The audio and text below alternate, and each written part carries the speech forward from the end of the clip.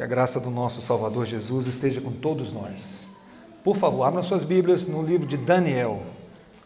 Daniel, capítulo 3. Nós vamos ler do versículo 13 ao versículo 30. Diz assim a palavra do Senhor. Então Nabucodonosor, irado e furioso, mandou chamar Sadraque, Mesaque e Abednego. E trouxeram esses homens perante o rei. Falou Nabucodonosor e lhes disse: é verdade, ó Sadraque, Mesaque e Abednego, que vós não servis meus deuses, nem adorais a imagem de ouro que levantei? Agora, pois, estáis dispostos, e quando ouvirdes o som da trombeta, da pífara, da cítara, da harpa, do saltério e da gaita de foles, prostrai-vos e adorai a imagem que fiz. Porém, se não adorardes, serei no mesmo instante lançado na fornalha de fogo ardente. Vamos ler junto em vermelho? E quem é Deus que vos poderá livrar das minhas mãos? Responderam Sadraque, Mesaque e Abednego ao rei: ó Nabucodonosor, quanto a isso, não necessitamos de te responder. Se o nosso Deus a quem servimos quer livrar-nos, ele nos livrará da fornalha de fogo ardente das tuas mãos, ó rei. Se não, fica sabendo, ó rei, que não serviremos a teus deuses, nem adoraremos a imagem de ouro que levantaste. Então Nabucodonosor encheu-se de ira e, transtornado o aspecto do seu rosto contra Sadraque, Mesaque e Abednego, ordenou que se acendesse a fornalha 7 vezes mais do que costumava. Ordenou aos homens mais poderosos que estavam no seu exército que atassem a Sadraque, Mesaque e Abednego e os lançassem na fornalha de fogo ardente. Então esses homens foram atados com os seus mantos, suas túnicas, chapéus e as suas outras roupas e foram lançados na fornalha sobremaneira acesa.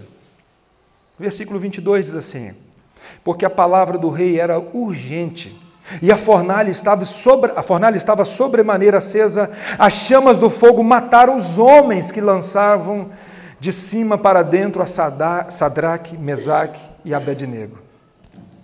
Esses 3 homens, Sadraque, Mesaque e Abednego, caíram atados dentro da fornalha sobremaneira acesa. Então o rei Nabucodonosor se espantou e se levantou depressa e disse aos seus conselheiros: não lançamos nós 3 homens atados dentro do fogo?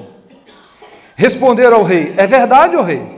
Tornou ele e disse: eu, porém, vejo 4 homens soltos, que andam passeando dentro do fogo, sem nenhum dano, e o aspecto do quarto é semelhante a um filho dos deuses. Então se chegou Nabucodonosor à porta da fornalha sobremaneira acesa, falou e disse: Sadraque, Mesaque, Abednego, servos do Deus Altíssimo, saí e vinde. Então Sadraque, Mesaque e Abednego saíram do meio do fogo. Ajuntaram-se os sátrapas, os prefeitos, os governadores e conselheiros do rei e viram que o fogo não teve poder algum sobre os corpos desses homens, nem foram chamuscados os cabelos da cabeça, nem os seus mantos se mudaram, nem cheiro de fogo passara sobre eles. Falou Nabucodonosor e disse: bendito seja o Deus de Sadraque, Mesaque e Abednego, que enviou o seu anjo e livrou os seus servos, que confiaram nele, pois não quiseram cumprir a palavra do rei, preferindo entregar o seu corpo a servirem e adorarem a qualquer outro Deus, senão o seu Deus. Portanto, faça um decreto, pelo qual todo o povo, nação, língua, que disser blasfêmia contra o Deus de Sadraque, Mesaque e Abednego, seja despedaçado e as suas casas sejam feitas em monturo, porque não há outro Deus que possa livrar como este. Então o rei fez prosperar Sadraque, Mesaque e Abednego na província da Babilônia. Vamos orar, pedindo mais uma vez. Deus, louvado seja o teu nome, porque o Senhor registrou na tua palavra promessas gloriosas, registrou o momento do teu povo, o momento como nós acabamos de ler. Ó Deus, louvado seja o teu nome, porque o Senhor registrou tudo isso para o nosso ensino, para o nosso fortalecimento espiritual, para a nossa transformação, e pedimos nessa hora a iluminação do Teu Santo Espírito, a ação sobrenatural do Senhor em nossas vidas. Glorifica o Teu nome, Senhor, faz resplandecer sobre nós o Teu rosto e fala o nosso coração. Mas não apenas capacidade de ouvir, mas de praticar. Em nome de Jesus, amém. Um historiador e poeta chamado Maquiavel disse algo muito interessante. Dê poder ao homem e descobrirá quem realmente ele é. Você já ouviu essa frase, não já? Você quer conhecer alguém? Dê poder para a pessoa. Eu quero dizer para vocês que o livro de Daniel confronta essa ideia. O livro de Daniel nos ensina que não é o poder que corrompe. O poder revela o corrupto. O poder não corrompe. O poder revela a corrupção do nosso coração. E eu gostaria, irmãos, que a igreja pudesse ler esse livro. Como disse meu professor no seminário, eu vou citar mais uma vez, você não pode passar dessa vida sem ler esse livro. Um livro excepcional que tem como um tema geral o crente em um mundo de descrente. O crente vivendo em um mundo de descrente. Um dos temas centrais de toda a Bíblia, irmãos, é a aliança. E hoje pela manhã nós celebramos a ceia do Senhor. Você sabe que Jesus, na noite que ele foi traído, ele pegou o cálice e disse: esse é o cálice da nova aliança. Deus fez aliança com o seu povo. No Antigo Testamento, ele fez alianças com o seu povo, foi renovando a aliança, e em algum momento da vida do povo de Deus, de Israel, do povo de Deus, Deus fez uma aliança, e através de Moisés ele disse: olha, a bênção, a obediência traz a bênção, mas a desobediência traz a maldição. Não é isso? E o povo de Deus desobedeceu, e qual era a consequência da desobediência? Cativeiro. Escravidão. E a consequência da desobediência, principalmente nesse contexto aqui de Daniel, é o pecado. E o pecado, como consequência, foi o cativeiro babilônico. Depois de Salomão, Salomão foi o terceiro rei de Israel. Você sabe que depois de Salomão, o povo se dividiu. Havia reino norte e reino sul. Israel e Judá. O reino norte foi primeiro para o cativeiro, os assírios dominaram o povo de Deus, e depois veio o cativeiro de Judá, que é o cativeiro babilônico, onde que o livro de Daniel faz parte do reino de Judá. E você sabe também que Jesus é da tribo de... Não sabem? Ele é o leão da tribo... da tribo de Judá. Foi nesse período, irmãos, que surgiu as sinagogas.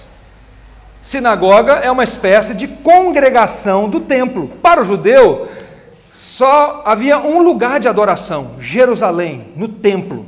E agora eles estavam longe do templo e precisavam adorar. O povo de Deus adora em qualquer lugar. E eles ali criaram então a sinagoga. Presta atenção, eu estou falando essas informações, trazendo essas informações todas, porque eu quero que você leia o livro de Daniel. O povo de Deus agora está na Babilônia, uma terra de idolatria. Babilônia era o maior império do mundo. E Nabucodonosor era um rei meio vaidoso.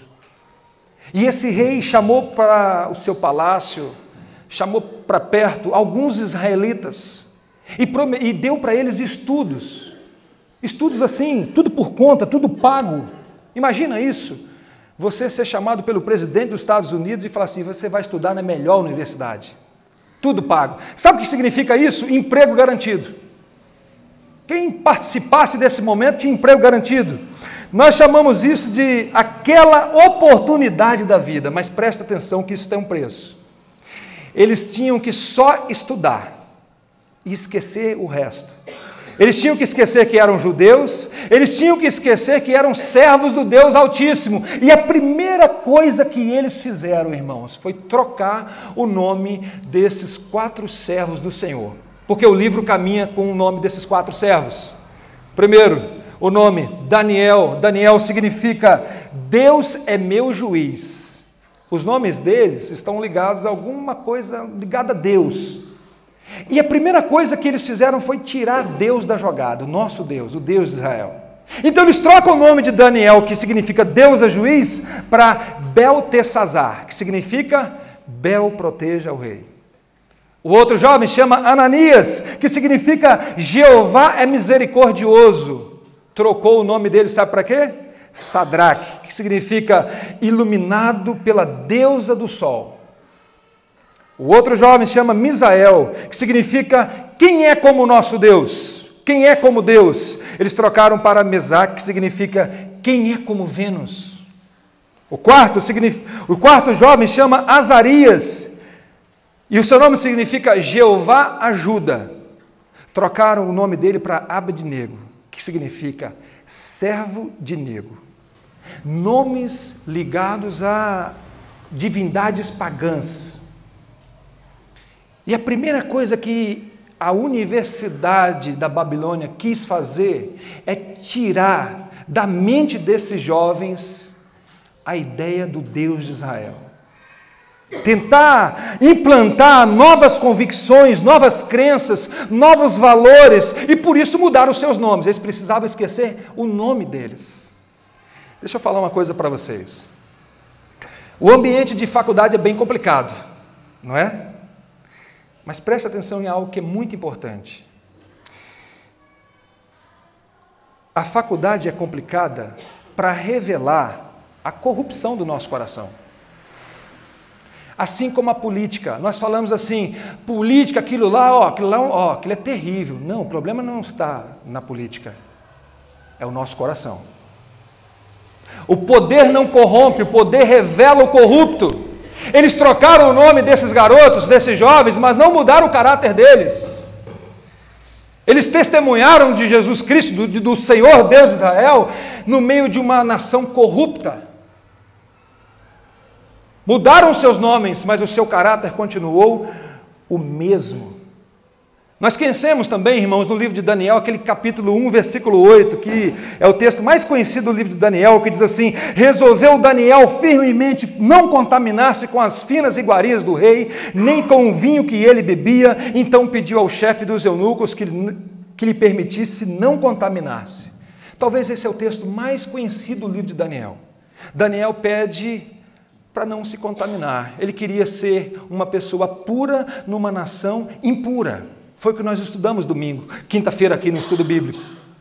Qual é o desafio para nós? Pureza no meio de pessoas impuras. Esse é o grande desafio. Mas esse versículo não é o tema geral do livro de Daniel, não é a mensagem central desse livro, porque nenhum livro é para destacar homem. Assim como Jonas não é para falar de Jonas ou do peixe, mas para falar de Deus. O livro de Daniel é a mesma coisa. A mensagem central do livro de Daniel está no capítulo 2, quando diz assim: respondeu Daniel na presença do rei e disse: o mistério que o rei exige, nem encantadores, nem magos, nem astrólogos o podem revelar. Mas preste atenção, mas há um Deus no céu, o qual revela mistérios. É sobre Deus, o Deus que revela mistérios. Essa é a mensagem central do livro. Com esse pano de fundo em mente, irmãos, vamos lá para o texto. O texto de hoje, o capítulo 3, ele não fala de Daniel, mas fala só dos 3 amigos. Não sei porquê. Aqui ele destaca apenas os 3 amigos de Daniel. Esse rei chamado Nabucodonosor se engrandeceu e queria ser adorado como Deus. E sabe o que ele fez? Mandou fazer uma estátua, 27 metros de altura, 2,70 metros de largura, e todos deveriam adorar essa imagem. Imagina uma cidade com uma imagem de 27 metros de altura, 2,70 metros de largura, com a imagem do rei. Todo mundo tinha que adorar essa imagem. Quem não adorasse, corria o risco, não, era juízo mesmo, de ser jogado na fornalha acesa. Um dia, então, tudo pronto, a imagem pronta, colocada no meio da cidade, o Nabucodonosor, então, chama a banda e coloca a banda para tocar. A banda toca, aquela multidão ajoelhada, dobrada diante da imagem de um homem. Mas tinha 3 judeuzinhos lá, em pezinho. Não se dobraram, não se curvaram diante daquela imagem, porque ele sabe que somente a Deus adorarás e somente a Deus darás culto. Eles ficam sabendo então que Sadraque, Mesaque e Abednego não se dobraram, então avisam o rei: ó rei, deixa eu falar uma coisa para o senhor. O senhor não colocou lá que quando a banda tocasse deveria todo mundo se ajoelhar? E quem não se ajoelhasse seria jogado na fornalha? O rei: claro que eu falei isso. Pois é, rei. 3 judeus não se dobraram. Não ajoelharam. Diz a Bíblia, irmãos, que o rei ficou furioso, transtornado. E aí mandou chamar os 3 e falou assim: olha, eu vou falar uma coisa para vocês, eu vou mandar a banda tocar de novo, vou dar uma oportunidade. E quando a banda tocar, se vocês não se dobrarem, vocês vão ser jogados na fornalha acesa. E aí vem aquela frase que eu pedi para vocês lerem. E quem é Deus que vos poderá livrar das minhas mãos? Imagina a situação. Eu quero ver o Deus que vai livrar vocês. Quem é o Deus que pode livrar vocês das minhas mãos? O homem mais poderoso do mundo, irmãos, está dizendo isso para 3 judeus. E aqueles jovens crentes, vivendo em um mundo descrente, disseram as seguintes palavras. Versículo 16. Olha aí o versículo 16 na sua Bíblia comigo. Ó Nabucodonosor, quanto a isso, pode ler? Presta atenção nisso. O rei diz: olha, vai ser para o fogo. E a resposta deles é: quanto a isso, não precisamos de te responder. Ô irmãos, nós não fomos chamados para defender a reputação de Deus. Deus não precisa que ninguém defenda a sua reputação. Deus não precisa de advogados. O que Deus requer de nós é o testemunho nosso, da nossa fé, da nossa confiança nele. É o que esses jovens estão dizendo, esses jovens não estão defendendo Deus. Quanto a isso, rei, nós não precisamos te responder, não. Não precisamos falar nada, eu não preciso defender Deus. Nós não fomos chamados, irmãos, para provar que Deus existe com uma tese e aí dizer: olha, Deus existe, está aqui a tese. Não, não fomos chamados para isso. Mas fomos chamados para demonstrar a fé no Deus eterno, poderoso, que reina. Os ateus que ficam tentando provar que Deus não existe. E se alguém tem que provar alguma coisa, são eles. Para nós isso é tranquilo. Nós cremos que Deus existe e nós nos relacionamos com Ele. E nós não fomos chamados por Deus para provar que Deus existe. Aliás, nem Deus tem essa preocupação. Se você abrir a sua Bíblia em Gênesis capítulo 1, versículo 1, a Bíblia já começa assim: no princípio criou Deus os céus e a terra. Gente, Deus não dá satisfação. Ele começa dizendo o seguinte: olha, isso tudo que vocês estão vendo aí, fui eu que criei. Pronto, ponto final. Porque às vezes nós ficamos assim: eu tenho que defender Deus. Olha só, Deus não precisa da minha defesa e nem da sua. O que Ele quer do seu povo é testemunho, confiança. Eu confio no Senhor, eu me relaciono com o Senhor, eu creio no Senhor. Eu confio no Senhor. Por isso que eles disseram: quanto a isso, não temos necessidade de te responder, ó rei. Então, depois de falar para eles: olha, nós não precisamos provar nada para você, Nabucodonosor, eles agora fazem a sua confissão de fé, que é linda demais. Talvez para mim, um dos textos mais lindos da Bíblia sobre fé, irmãos. Olha aí comigo o versículo 17 e 18, que diz assim: se o nosso Deus, a quem servimos, quer livrar-nos, Ele nos livrará da fornalha de fogo ardente e das tuas mãos, ó rei. Se não, fica sabendo, ó rei, que não serviremos aos teus deuses, nem adoraremos a imagem de ouro que levantastes. Depois de dizer para o rei que não precisava provar nada, eles disseram o seguinte: ó, se Deus quiser nos livrar, vai livrar. Se não quiser, nós vamos continuar adorando a Deus. Eu acredito que esse cântico que nós cantamos por último é baseado nesse texto. A pergunta é, irmãos, o que é fé? O que é fé? Eu conheço algumas pessoas que falam assim para mim: eu tenho uma fé danada. Esse ano eu tive um privilégio muito grande, conhecer o Maracanã. Que coisa maravilhosa. Assistir o jogo do melhor time do mundo. Aproximadamente 56 mil torcedores. gritando o tempo todo. Vocês acreditam que o pessoal assiste o jogo todinho em pé? E eu com dor na coluna, às vezes quando tinha que sentar um pouquinho. E gritando, vamos, vamos, vamos. É bem verdade que tinha uns penetras também no meio. Tinha uns vascaínos no meio ali da torcida. Tinha também. Presta atenção em algo. Se torcer ou pensar positivo resolvesse o problema, o meu time não teria empatado com Ponte Preta. Porque a maioria dos torcedores eram flamenguistas. Sabe por que eu estou dizendo isso? Porque às vezes nós confundimos fé com pensamento positivo. Vou cruzar o dedinho aqui que vai dar certo. Hoje nós não cruzamos o dedinho, mas falando, não vai dar certo na nossa cabeça. E concentramos, fechamos os olhos e achamos que isso é fé, irmãos. Isso não é fé. Achamos que falar assim, já deu tudo certo, é fé. Não, eu acho que isso é mais arrogância do que fé. Com todo respeito, eu não quero ferir ninguém. Sabe por quê, irmãos? Nós não sabemos a agenda de Deus. Não sabemos.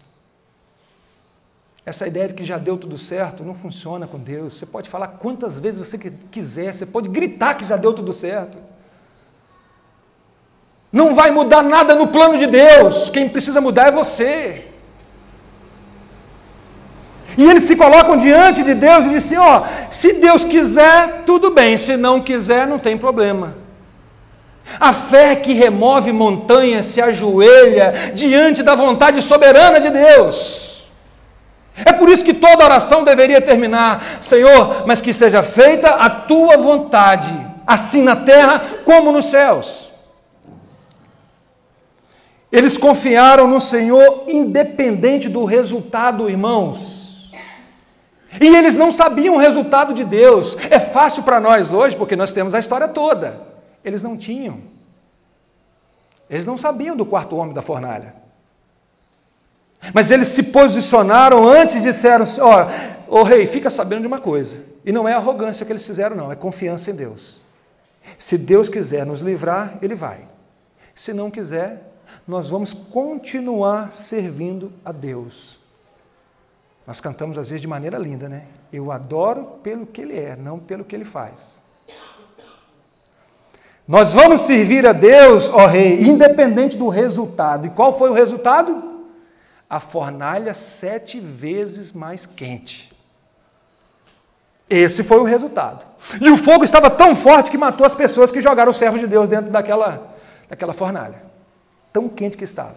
O rei mandou amarrar bastante roupa, para pegar bastante fogo mesmo, e jogou aqueles homens lá dentro. Mas quando o rei olha para a fornalha, ao invés de 3, tem 4. E eles estão passeando. E o rei fica impressionado e chama a turma dele e fala assim, mas para aí, nós não jogamos 3? E eu acredito que o rei mudou a voz ali, irmãos. Eu acredito que quando ele viu 4, ele chegou assim e falou assim, Sadraque, Mesaque, Abednego, servo do Deus Altíssimo, saiam daí, venham para cá. Nem cheiro de fumaça esses homens tinham. O fogo queimou, sabe só o quê? As amarras. Somente as amarras. Mas sabe o que me chama a atenção nesse texto, irmãos? Que Deus não impediu a criação da imagem, Deus não impediu que a fornalha fosse acesa, e 7 vezes mais, Deus não impediu que eles não fossem jogados lá dentro daquela fornalha. Deus permitiu tudo isso. Só que Deus esteve com eles o tempo todo. Você conhece aquele texto que diz assim, ainda que eu ande pelo vale da sombra da morte, tu estás comigo? O teu cajado me consola? E tua vara? Deus promete, irmãos, estar conosco nos vales da sombra da morte. Deus promete estar conosco nos desertos da vida e nas fornalhas da vida. Ele nunca abandona o seu povo, independente da situação. Ele sempre está conosco.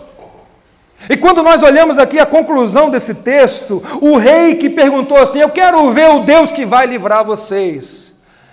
O rei agora está dizendo, e bem dizendo, o Deus que nós servimos, dizendo: quem é Deus como esse? Quem é Deus como esse? E agora os meninos são abençoados. Bênção lá na Babilônia. O que nós podemos aprender desse texto? Quais são as aplicações que nós podemos fazer desse texto nessa noite? Um dia, o quarto homem da fornalha se fez carne e habitou entre nós.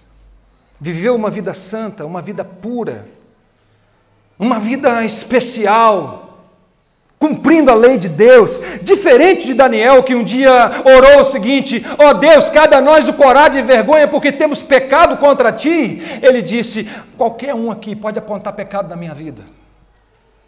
Foi o que Jesus disse. Mas ele foi crucificado como o pior pecador de todos os tempos, porque ele estava me substituindo e te substituindo. Mas ele ressuscitou ao terceiro dia, para nos reconciliar com Deus e nos livrar do inferno, que é pior do que essa fornalha aqui, onde o verme não morre e o fogo não se apaga. Para nos livrar da justa ira de Deus. E a pergunta que eu faço para você nessa noite é: você crê nele? Você crê de todo o seu coração que Jesus na cruz do Calvário estava recebendo a punição dos seus e dos meus pecados? A Bíblia diz que nós precisamos nos arrepender e crer nele, confiar nele como Senhor e Salvador da nossa vida. A segunda aplicação que eu quero fazer nessa noite, irmãos, é que muitas vezes Deus permite fornalhas na nossa vida. Sabe para quê? Para queimar somente as amarras. Muitas vezes Deus permite fornalhas na nossa vida para queimar somente as amarras. As amarras do orgulho, por exemplo. As amarras da autossuficiência. As amarras da sensação de controle, irmãos. Eu tenho tentado estudar sobre ansiedade e tenho percebido que na raiz da ansiedade está a sensação de controle. Eu preciso controlar tudo, eu preciso controlar tudo e todos. Se eu não consigo controlar tudo e todos, eu fico ansioso. Eu acho que eu controlo até a vida e a morte. E quando isso foge um pouquinho das minhas mãos, que nunca esteve, então eu fico ansioso demais. E às vezes Deus permite fornalhas na nossa vida para mostrar para nós: ó, quem está no controle sou eu. Sempre tive. Você que está lutando para ficar no controle, mas você nunca vai conseguir. Deus permite fornalhas na nossa vida, irmãos, fornalhas ardentes, às vezes para que nós possamos testemunhar do Evangelho. Para que possamos demonstrar nossa fé no Deus que quando fizer, joia, se não fizer também é joia. Existem situações, eu não sei se você já passou por isso, mas existem situações na vida do cristão que só fornalhas mesmo. E benditas fornalhas acesas, que queimam as amarras da nossa vida. Louvado seja Deus, porque em alguns momentos nós somos jogados em algumas fornalhas para queimar as amarras. Louvado seja Deus por isso. Porque às vezes sem essas fornalhas nós não aprendemos, nós temos dificuldades de aprender, e às vezes Deus usa essas fornalhas. Como eu disse para vocês, Deus não impediu a fornalha. Mas o quarto homem, que é Jesus Cristo, ele diz para nós assim: eis que eu estou convosco todos os dias, até a consumação dos séculos. E eu e você não precisamos provar que ele existe. O que nós precisamos é testemunhar dele. É dizer: eu creio, ele é o meu Senhor, eu me relaciono com ele, eu gasto tempo com ele, eu me submeto à vontade dele, e abrir a boca e falar para todos os povos que ele é Deus. A pergunta, mais uma vez, é: você crê nisso? Ele disse certa vez: toda autoridade me foi dada nos céus e na terra. Testemunhe de mim por todo mundo, para que outras pessoas possam dizer: ninguém é Deus como esse Deus. Só Ele é Deus. Esse é o desafio para nós. Viver o cristianismo em um mundo de descrentes. Desafiador. Mas a presença do Senhor está conosco a todo momento. Ainda que seja na fornalha ardente, aquecida mesmo, Ele não fica de fora da fornalha. Ele não te deixa sozinho. Ele está com você. Vamos orar?